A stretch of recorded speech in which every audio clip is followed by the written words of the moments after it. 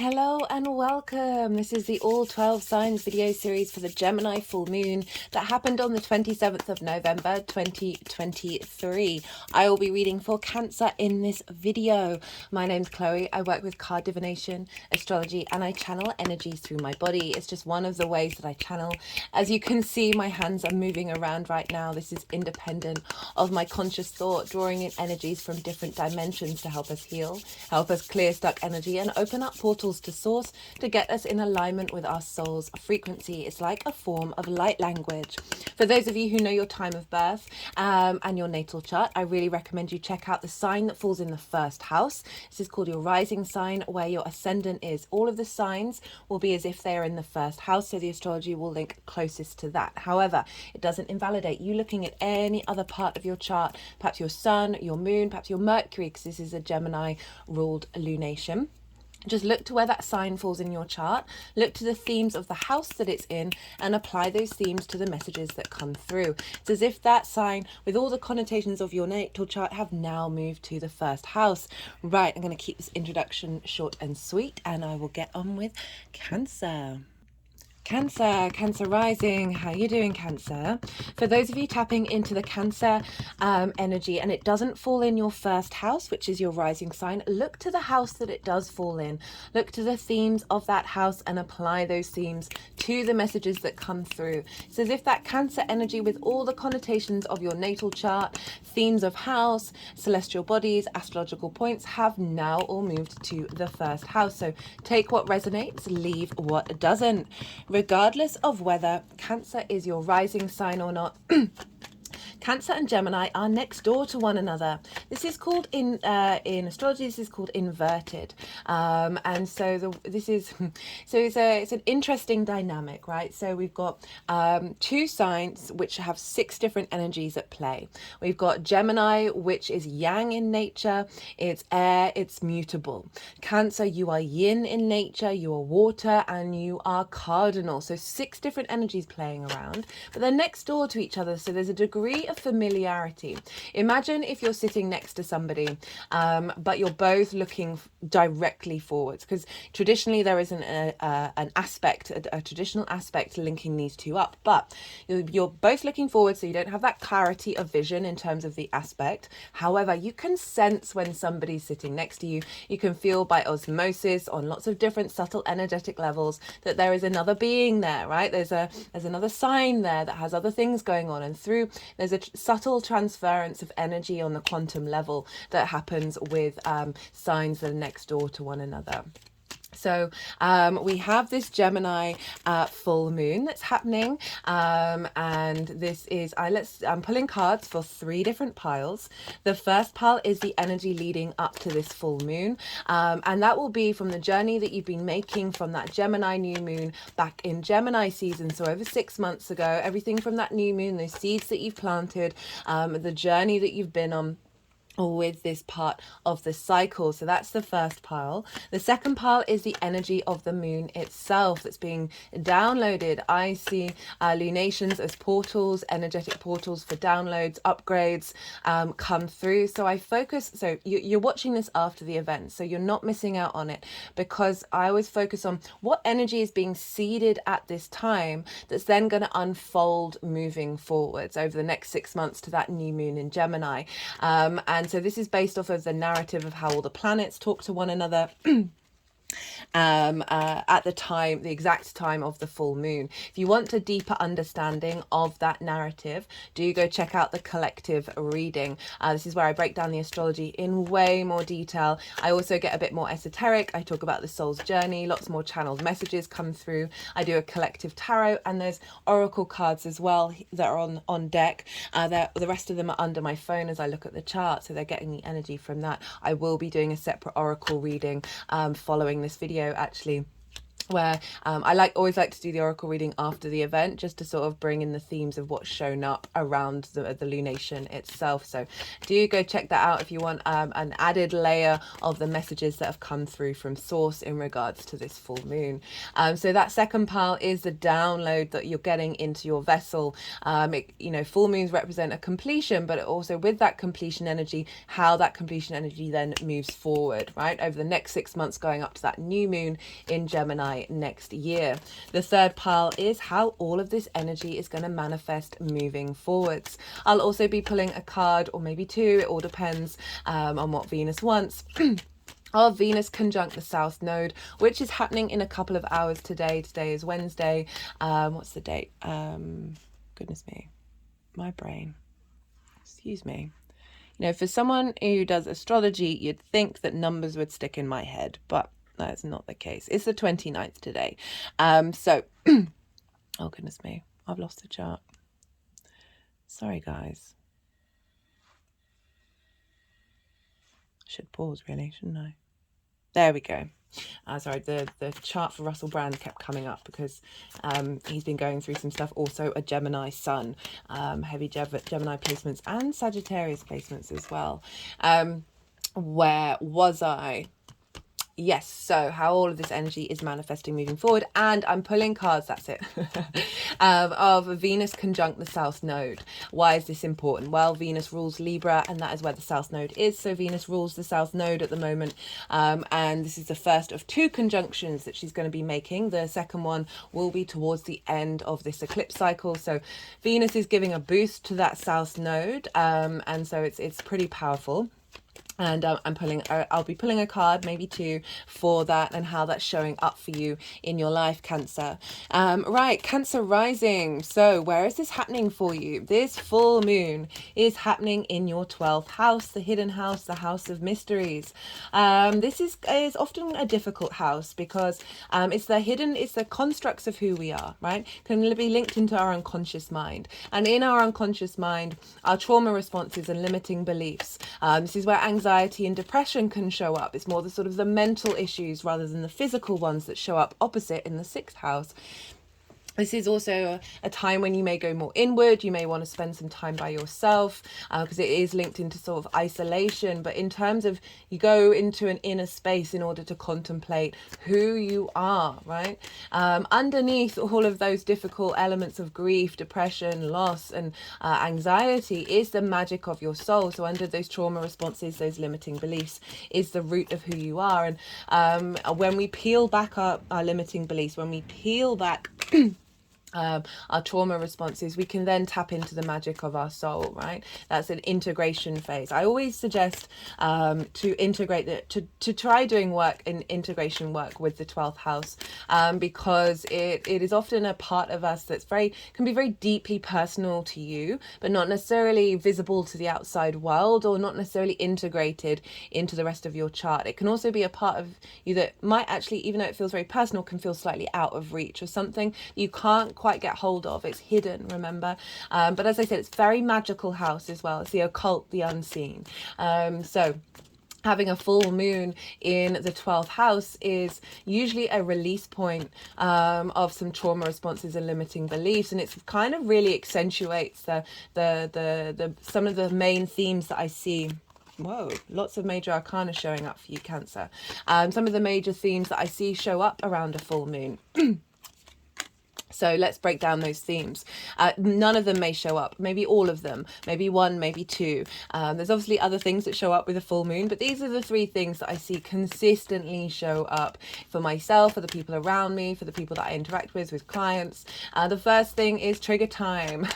So why do police stations, schools, hospitals, and the collective at large get a bit rowdy or a bit discombobulated around a full moon? Well, that is because the full light of the sun is shining on our unconscious space. The moon can be our unconscious mind, our intuition, our emotional body. How do we nourish ourselves? How do we nourish others? And most importantly, where are our needs being met and not being met? And So this is the full light of the sun, right? Our clarity, our vision, our animation, our purpose, our vitality being shone on our unconscious mind. So there's a real sense of illumination of the unconscious. And I see this as the sun and the moon as an offering to us. They've done this every time I've said that. As an offering of saying, hey, look over there. This is maybe a part of your unconscious mind. So this is the general themes for everyone, but you've got this added weight to it because we are in the 12th house for Cancer rising. So it's the sun and the moon going, hey, look over there. This might be something that you may have missed, that you may have taken a really long, it may have taken you a really long time to get to this part of the integration process. But the sun and the moon will come and say, hey, there was a situation that may trigger you. And this is some highlighting of, hey, now this is a time to sit and look at that and go to the depths of that and be at peace with it and integrate it. It's not about shaming and rejecting those reasons why you're triggered, but really getting some observational work put in over the next 6 months from this full moon to the new moon. So it's really helpful of being like, oh, this is something that I need to tend to.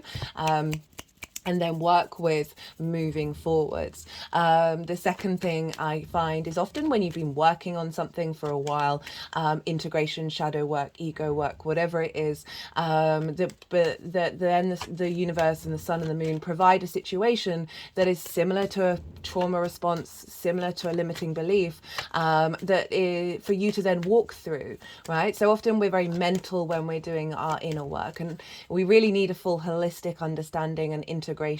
And so these situations, they usually tend to show up when you can handle them. I find that the universe really doesn't try and reinforce trauma or limiting beliefs. It's constantly providing support for us to be in observation of these things. So situation may show up where you're like, why is this showing up? I've done the work. I thought I did the work. And yet it's that vibrational frequency is still popping up. Well, it's in order for you, particularly your body, to move through this situation and then go, hey, I'm not getting triggered. I feel, and there's an element of allowing that body to then feel safe, which then releases a lot of energy. So even if it might feel difficult and you're kind of like, oh, why is this happening? Why? That it's actually a blessing in disguise. I had this very loudly with the Pisces full moon. A situation showed up around that full moon that was very akin to a previous quite intense trauma of mine.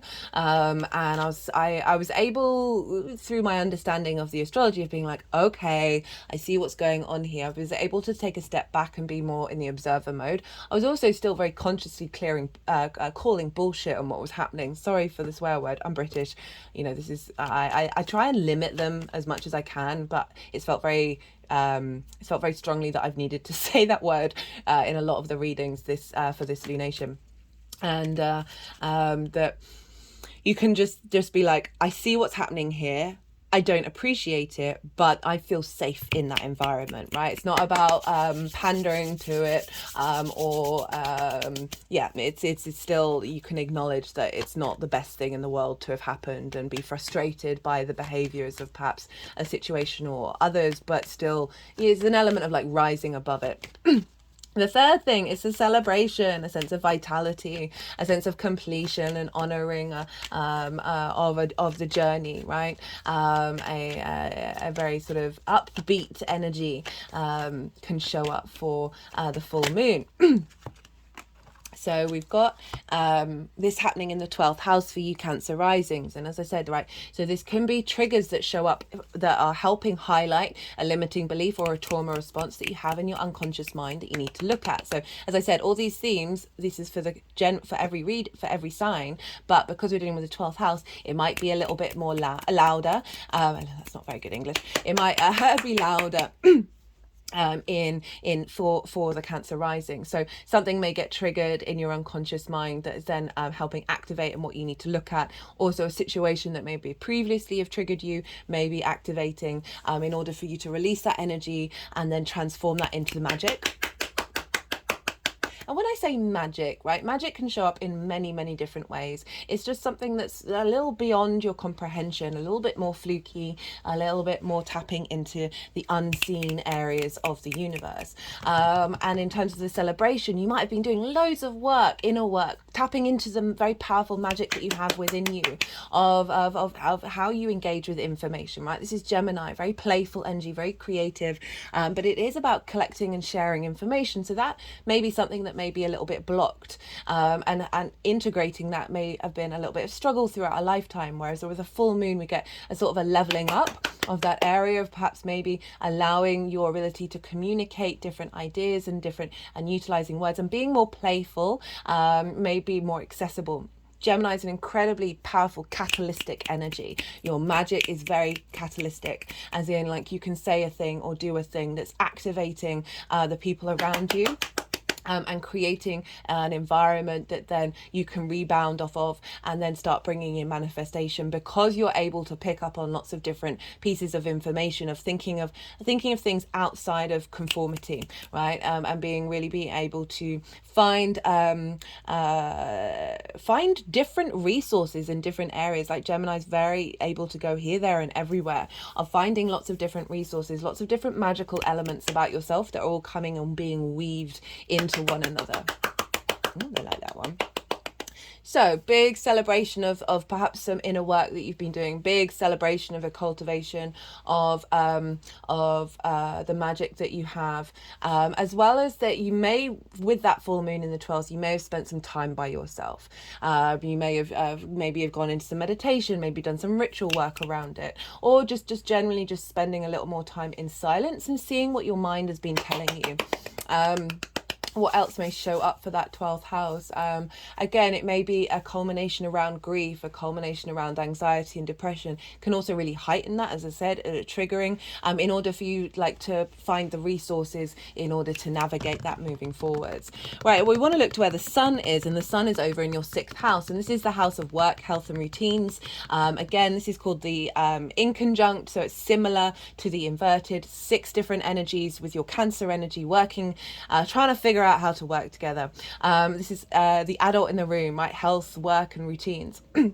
And so the sun is illuminating perhaps areas of your health or areas of the way that you work that are facilitating a releasing of old patterns.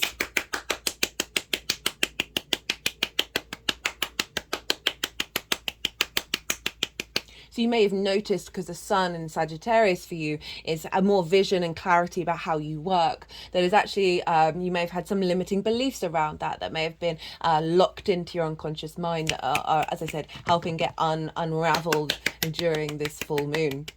And right, let's look to where Mercury is, because Mercury rules Gemini. So wherever the ruler is of a sign is impacting the signs that they rule. And so Mercury happens to be in Sagittarius. So even though this is a Mercury moon, there's a lot of Sagittarius energy, because Mars is conjunct the sun, Ceres is conjunct the sun. So it's a very independent, confident energy coming through from the 6th house of making sure that you're in alignment with your health, making sure you're getting good routines in.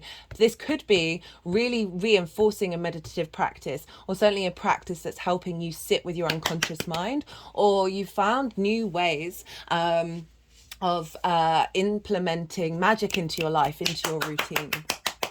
And so Mercury is in Sagittarius. It's the sign of Jupiter. So we've got a very Jupiterian moon, even though it's a Mercury moon. So Mercury in Sagittarius can often be, it's not necessarily about the small details of what you're saying, because it's Jupiter, and Jupiter's about wisdom. It's about sort of knowing, rather than Mercury. It's all about the details. And so Mercury in Sagittarius, it's not its happiest place to be. I find it's often that when you're communicating, you might not be getting all the details across, but people still understand what it is that you're saying. They know, they have a sensation of knowing. So Mercury is bringing in this Jupiterian energy, this sense of expansion, right? Jupiter's about expansion, and a sense of cohesion and knowing into this moon that's getting you in alignment with the way that you work, and finding new narratives of just knowing what the next steps are to take in the way that you embody the way that you work. Perhaps finding routines that may be a little bit more active, a little bit more a movement based, that you're then taking into the next cycle.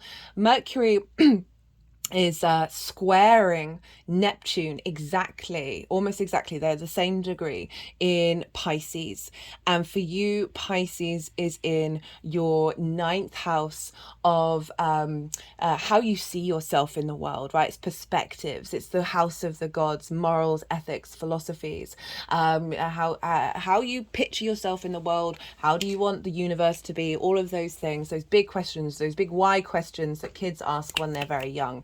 And Mercury squaring Neptune. Neptune can bring about a sense of delusion and illusion, as well as a very idealistic energy coming in from source. So I feel like it's a clearing out of delusion, and opening up a new frequency from source, that is of how you see yourself in the world, that is then feeding into the way that you work and how you embody your work, feeding into your understanding of your health, feeding into your understanding of how you get routines in alignment, that is then going straight into this moon of that perspective, that new reality coming in from from Neptune with Mercury, of that knowing of that new perspective, even if you don't really understand it, even if you don't understand the small details, there's a sense of a knowing of this new vibrational frequency that's then feeding into the 12th house, right? So often with mental health situations, taking care of your physical body is the most important thing you can do, like exercise and food, right?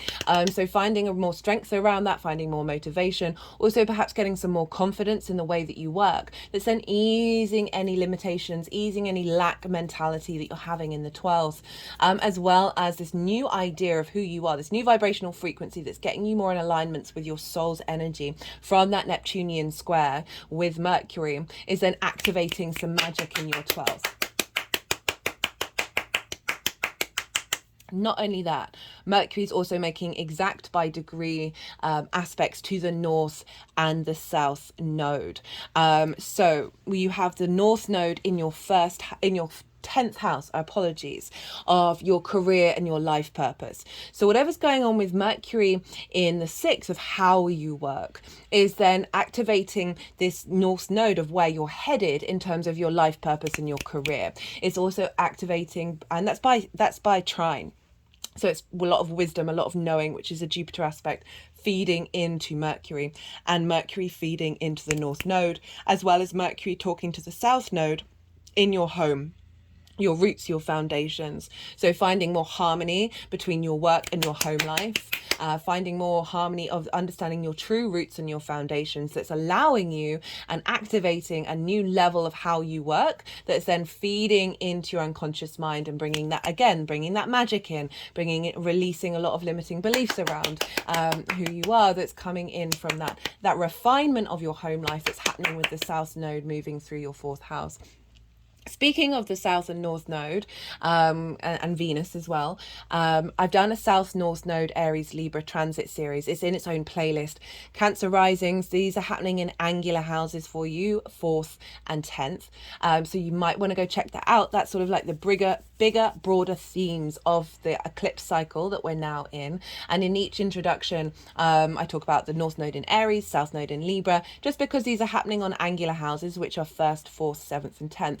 These eclipses are going to have a bigger impact on all of the cardinal rising signs. So you might want to go check that out. You also might want to check out the collective reading for this moon, because I go into the astrology in way more detail. I think I've already said that. I do apologize.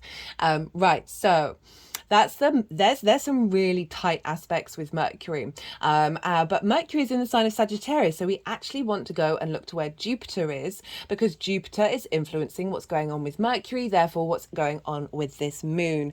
And Jupiter for you is in your 11th house, the house of the good spirits. This is reaping the benefits from your 10th house, so we're linking that in with the work and the North and South node, friends, groups and alliances, as well as hopes and dreams. So Jupiter is providing this, it's retrograde. We're not going to really start seeing Jupiter's work kickstart until the end of the year when it goes direct.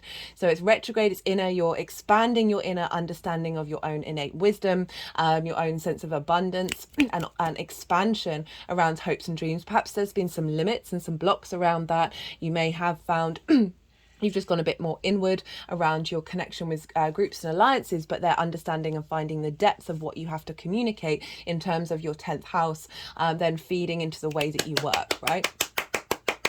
Now, Jupiter's in Taurus. Who rules Taurus? Well, that's Venus.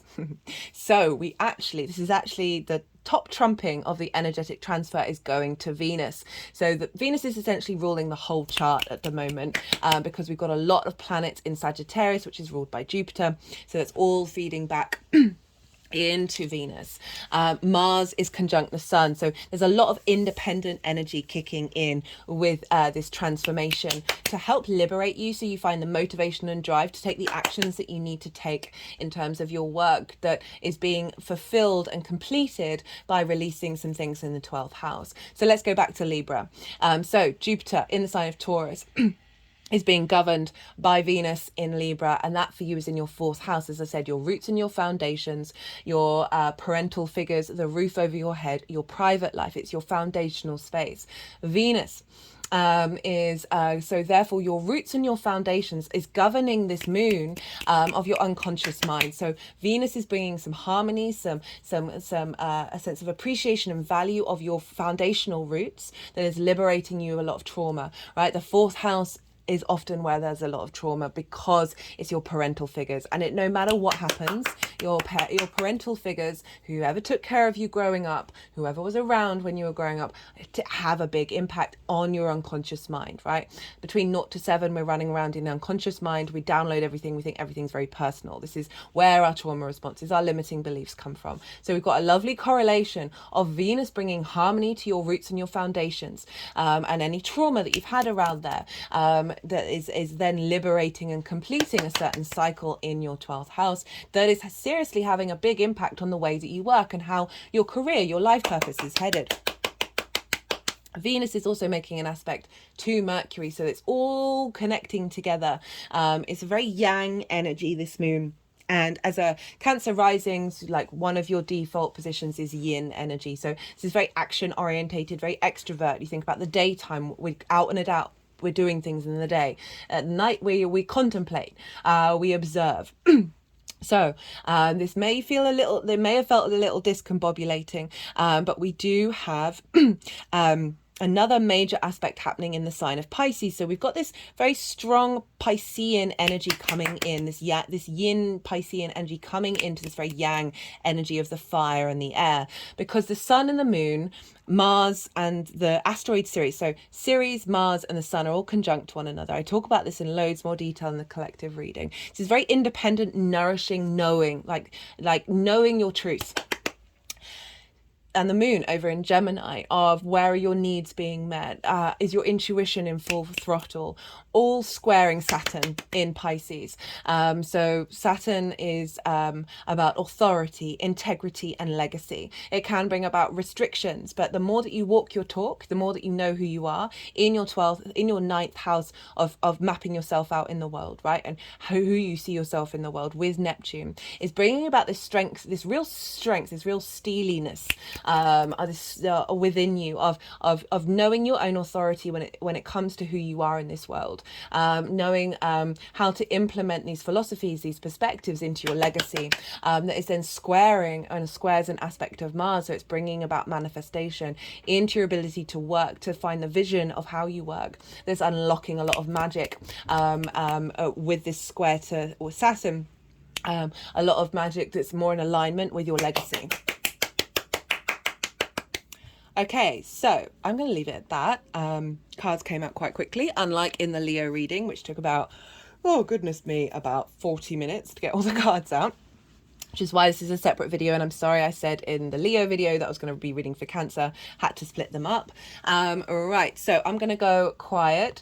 We just had the Yang Day action side of the reading, the go, the stimulation, the action-driven side of it. And now we're moving into the Yin night rest and digest phase. So I'm going to go quiet and soften my mind. The energies are going to do some energy work. They're going to move the cards around and then put them into the 3 piles. It's quite a powerful spread you got here. You've got 3 major arcana. put them into the 3 piles, and then I'll bring the tarot into the astrology. I call you to soften your mind as well. Just let everything settle. You've had loads of information. Try not to force it. Just let it all settle in your unconscious mind, and then see what intuitive hits come up for you. And then I will see you on the other side.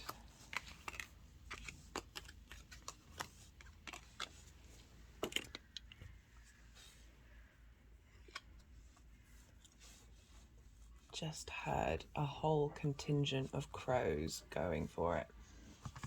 Messages from the gods, guys.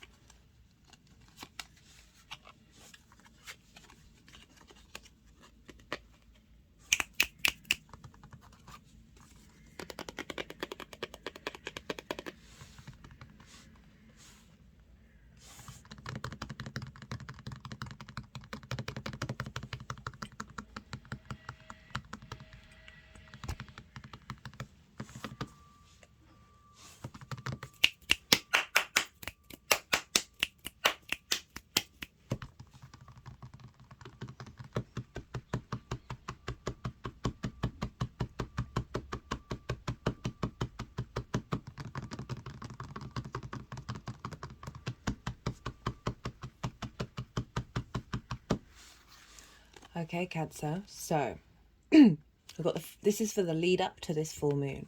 We've got the 4 of Pentacles, we've got the Page of Swords, and then we've got the Star. Now, the 4 of Pentacles, I read this in different ways, and I don't often read the traditional way of looking at this. And so, but it was the first thing that popped into my head when I saw it. And so I always try and lead with what comes into my head and try not to overthink of it. And this is about holding on. There's an element of blocking off the outside world. There's an element of miserliness. But what I'm really getting is like holding on to things in order to feel safe. So often in the 12th house, trauma responses and limiting beliefs feel really comfortable to us because they're deep in our unconscious mind. So it's a very familiar space to us. So what I was really getting was that there was an element of something being held, like gripped onto for dear life in order to feel safe, right? The other side of this, so there's 2 messages that are coming through with this one, this is about cultivating of your internal strength and your internal power. And the reason why I feel like there's a dual message here is because we've got the Page of Swords. Now, the Page of Swords is the only page that is essentially in dual motion, right? It's looking backwards but moving forwards. So what I feel here is you are looking back, you've been looking back about what you've been holding on to, and you're moving forwards and you're taking the strength of character, right? We've got this is a crown, there's a sovereignty here, this earthly sovereignty, protecting your energy. So there may have been some response mechanisms that have actually kept you safe up to a certain point. But this transition from that new moon to the full one is like, okay, some things need to fall away in order to really bring in sovereign power rather than like clawing and holding and blocking yourself up, right? So that Page of Swords is able to look back into the past, look back at old habits while fully embodying a momentum of moving forwards. And it's come with the Star card. This is deep healing.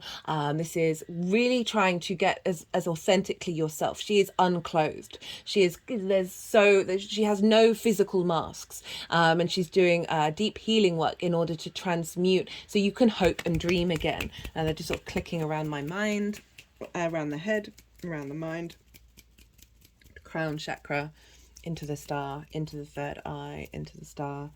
They're now moving around the 3rd eye, around the back of the head. They're basically moving along the hairline, so basically around the brain, now to the throat chakra. So Like with Gemini being in the 12th house, it can be a blocking away of being able to communicate in the way that you would like to. With the star card, or at least it's very personal, it's very much an internal part of who you are. And it really just does, this combination of cards feels like a liberation, like you're setting yourself free through that healing of like, this is a part of me that I would like to share to the outside world.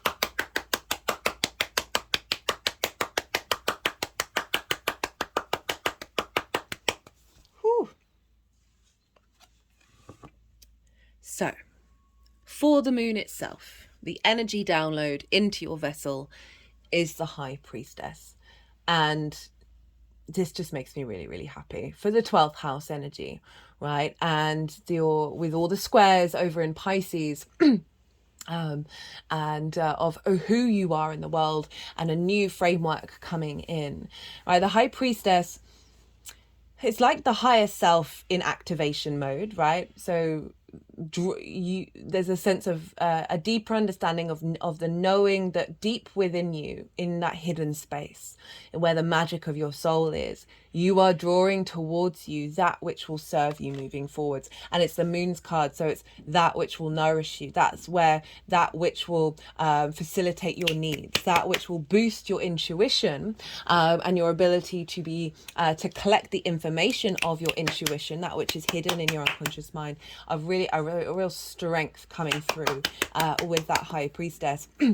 That there's just a confidence with the High Priestess, and this moon feels very confident, rather than second guessing yourself, rather than like being all a bit scattered in that hidden part of who you are. The High Priestess is coming in and giving you a real sense of emotional maturity, of like, you're not having to overthink and over worry and get overstimulated, that then may freeze out and block out, right? Cancer, you are ruled by the moon. This is the moon's card of really being able to connect the dots with your intuition.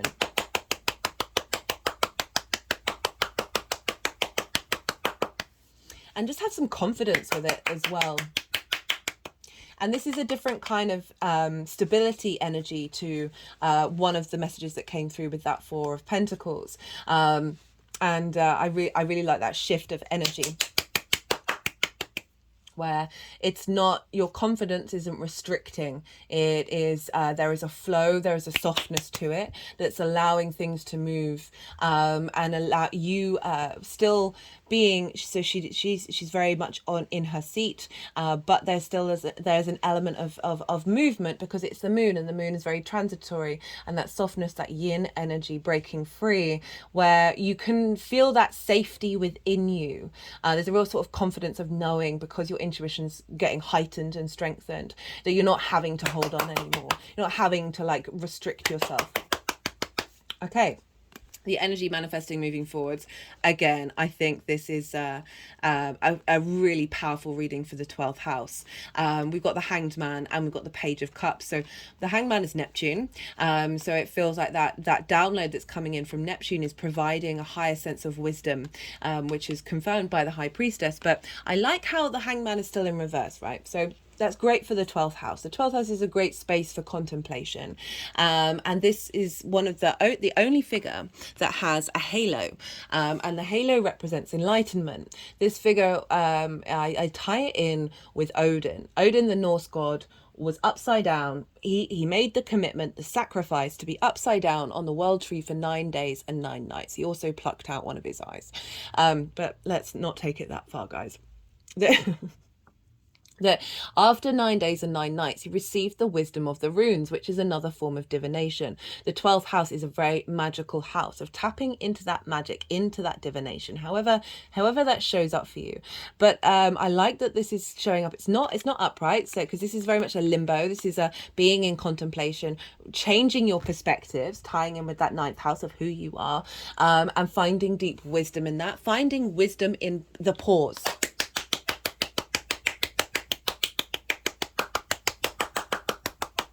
And being in receipt of clarity from your soul's energy, from your higher self's energy. My hands have just gone over my heart chakra.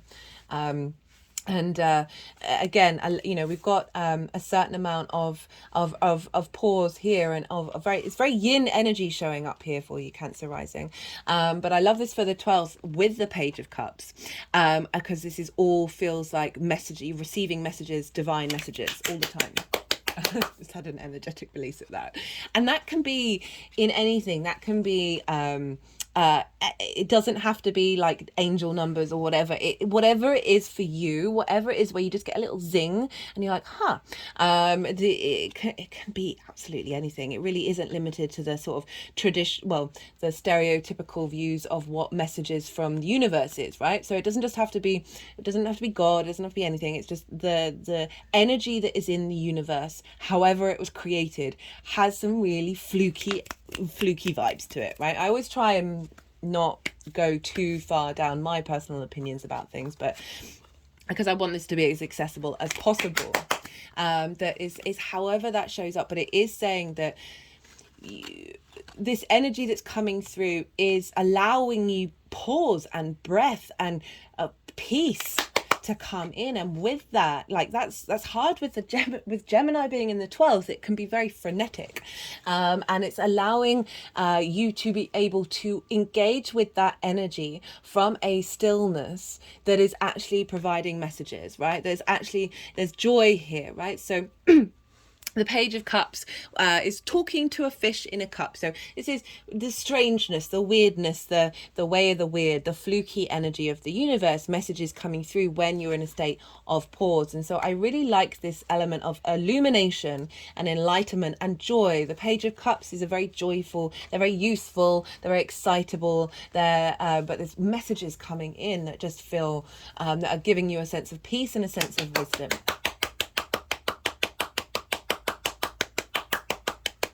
Rather than the restriction that we have here with that Four of Pentacles. There's just feels like a flow here. We see the waves in the background. There's a sense of movement. We've got the moon and we've got Neptune. These are all very, there's a flow to this energy rather than as I said, that holding on and that restriction.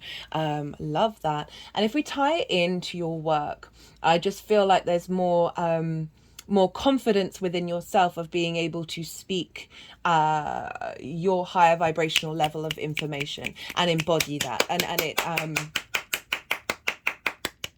just giving you more ease.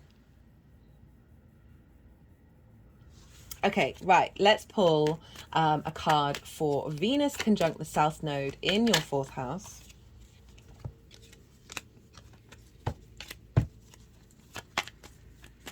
Let's see what messages from Venus wants to come through.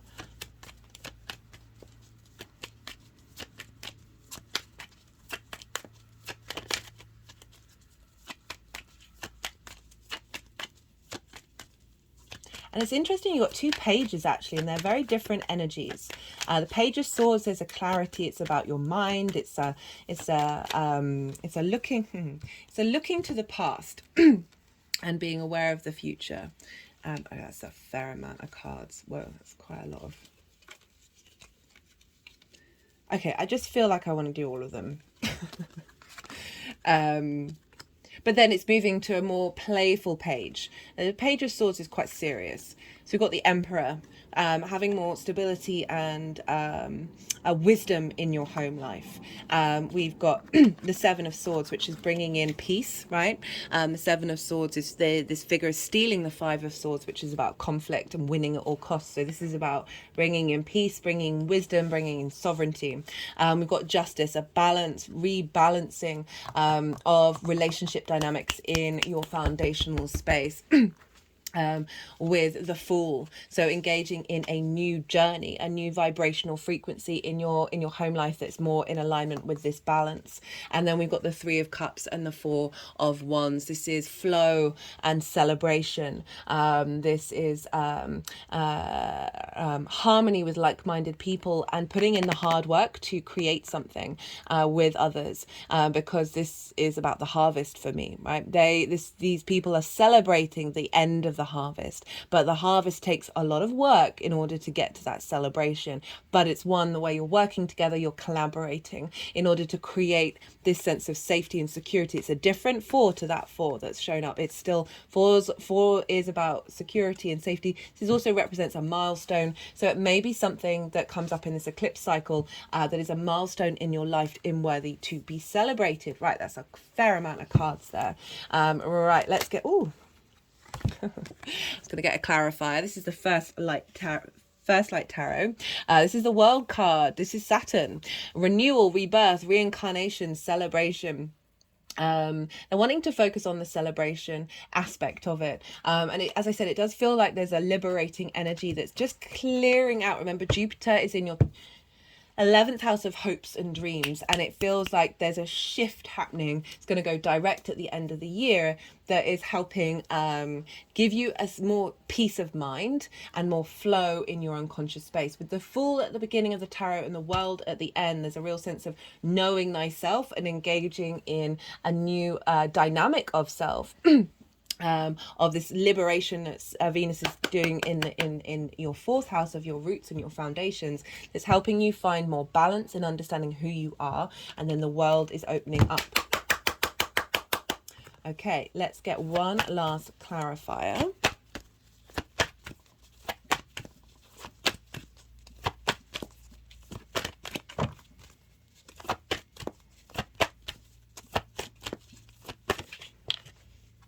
Patience. Yeah, so Gemini in the 12th can mean a difficulty tapping into that, and a frustration perhaps with your hidden self, that really reconfirming like this shift of energy that is perhaps. It might be a good idea to set up a meditative practice or whatever it is, of just allowing give breath work, or just giving yourself a bit of peace and a bit of space, and acknowledging that things aren't necessarily going to move in the pace that you may want them to, but this is really unlocking your ability to tap into the deep wisdom that you have within you, Cancer. Right, I'm going to leave it at that. That was a lot of fun. I really enjoyed. I got the 5. Sorry, I just felt called to pick up the 5 of the bottom of the deck. It's 5 of Pentacles. So a release of feeling left out in the cold, a release of feeling isolated. And really moving in. Okay, they're really wanting to pick this card up with that, of moving into flow. Sorry, I thought I was just about to sneeze then. Moving into flow and union with self. And yeah. Like that a lot. Right, Cancer, be good to yourself, be good to those around you, and most importantly, be well until we meet again.